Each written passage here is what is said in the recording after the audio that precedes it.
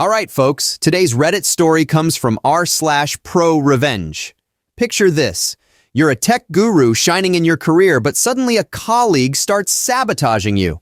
Will you stand for it, or is payback in order? Get ready to dive into a high-stakes game of professional rivalry, life-changing consequences, and a twist you won't see coming. Alrighty, let's dive in.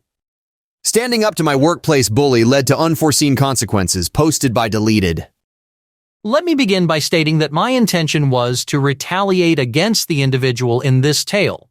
However, the ripple effects of our eventual clash led to the ensuing consequences, not my direct actions. I am employed by a prominent technology firm in the UK, working in software support. I'm part of a global team, and aside from my issues with the man in question, I find my work truly fulfilling. When I joined the company, I wouldn't say I was green, with about 7 years of industry experience under my belt. Although I was a novice within the company, I was more than proficient with the technologies required for my job. I aim to communicate here that I wasn't completely ignorant of the applications our company supports. Everyone on my team, approximately 30 people, was exceedingly kind and eager to assist, except for Shane. Shane was the team guru. About 5 years from retirement and having been with the company nearly 40 years, he was as familiar as the office furniture, metaphorically, as we all work from home. Everyone regarded Shane as the only guy to consult when you were truly stuck. In my early days, I found Shane to be extremely knowledgeable, often having answers to the most arcane questions. Everything was going well and our team functioned smoothly.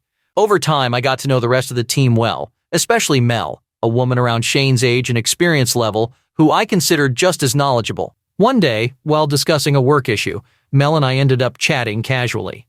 During this conversation, Mel revealed that she had met Shane in person a few years prior. They had both been invited to a tech conference in New York. Both are based in the US, while I'm in the UK. She told me about his severe health problems due to his weight, around 450 pounds, which required him to frequently use oxygen and medication at home. His plan was to endure until he could take early retirement and not worry about paying for medical insurance. This seemed like a sensible plan to me, and we soon moved on to other topics. The trouble started about 2 years into my tenure. As our company began shifting its focus to new applications for customers, we were trained in several new areas. I saw this as an opportunity and an equalizer. If no one on our team had experience with this new software, I would be on equal footing with everyone. This went exceptionally well for me, and I put in a lot of time and effort into learning as much as I could. Shane didn't show much interest in the new software. He continued to work mostly with the legacy tools. In team meetings, it was clear his annoyance was growing as his guru status began to erode. This wasn't personal. In software, you need to adapt to stay competitive. As time progressed, the team began to notice my hard work, and I was on the way to becoming the go-to guy for the new software. During this time, Shane started taking shots at me over anything he could feasibly critique. For example, if a customer call made me late for a team meeting, he'd interrupt the current conversation to say something like, "Oh, look, OP has finally decided to join us," despite having been guilty of the same in the past. He would also respond to my emails, especially those including him and our boss, with unrelated complaints or observations entirely irrelevant to the discussion at hand. One day, Mel asked me what my issue with Shane was. I truthfully told her I had no problem with him. He just seemed to have an issue with me. She offered to let me know if she found anything. This situation continued for a couple of years. I remained the go-to guy while he persistently attempted to discredit me and tarnish my reputation. Then, we had a major incident that could have cost the company millions in SLA fines, if not quickly resolved. Our manager split us into teams to troubleshoot specific areas, pairing me with Shane. Unhappy but professional, I got on a call with Shane and began working through the issue. As the call went on, it became increasingly clear why he didn't like me. He knew nothing about the new application. He hadn't done any work on it. Even for the most basic tasks, he needed guidance. Eventually, I simply shared my screen and asked him to watch me. I dove deep into the system, perused many logs explaining my process along the way, and eventually found that a recent patch we had installed was causing the problem. At this point, Shane left the call. I didn't think much of it at the time. We use Skype for business, and it can be unreliable. So I continued working.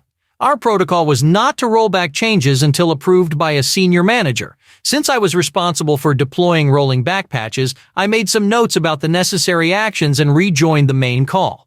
I wasn't worried, as bad patches happened occasionally. They just didn't usually have such significant impact. Upon rejoining, I was lambasted by the incident manager. Shane had returned to the group call and informed everyone that the outage was caused by an error I made during the deployment process. Furthermore, he claimed he had instructed me on the correct fix, which I had refused to implement. I was livid. His accurate explanation of the problem's cause was only possible because I had shown him how to find it. He had even fooled me into revealing my proposed solution. While our immediate team knew the truth about who was more skilled, Shane's long-standing reputation carried weight with those who didn't work closely with him. Due to the incident's severity, over 100 people, including several levels of management, were on this call.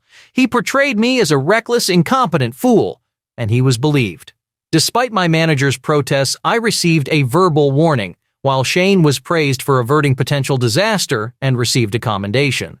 Enraged, I later spoke with Mel. Apparently, Shane had been boasting about putting that smart-ass punk in his place. She was surprised and asked him to elaborate.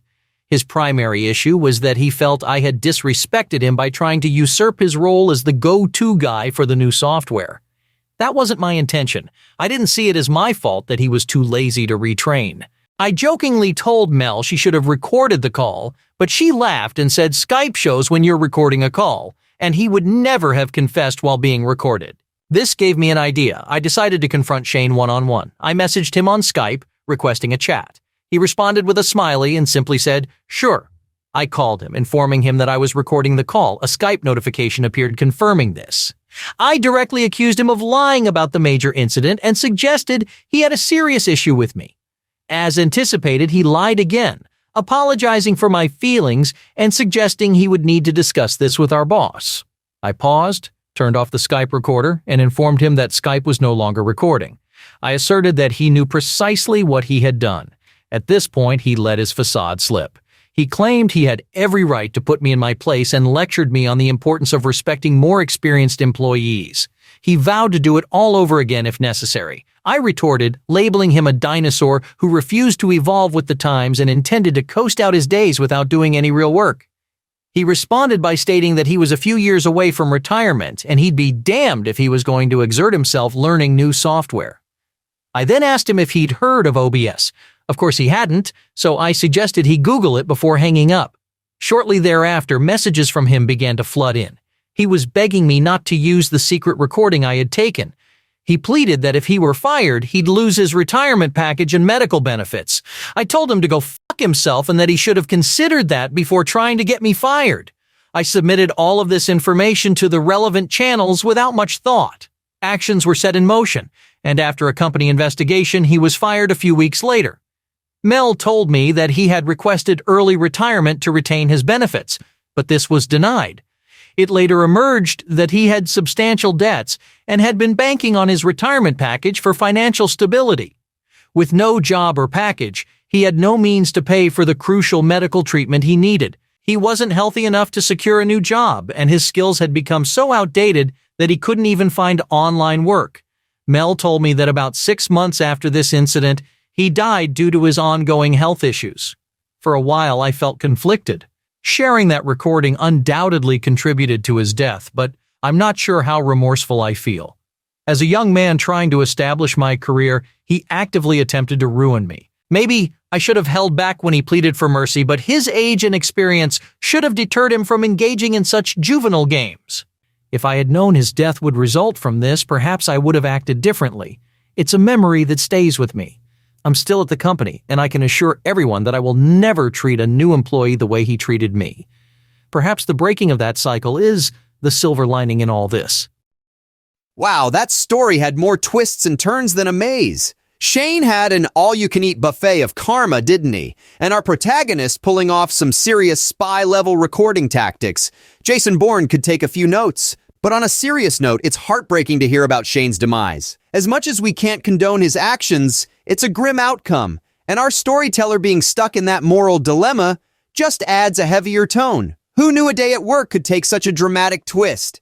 It's a stark reminder of the importance of integrity in our professional lives.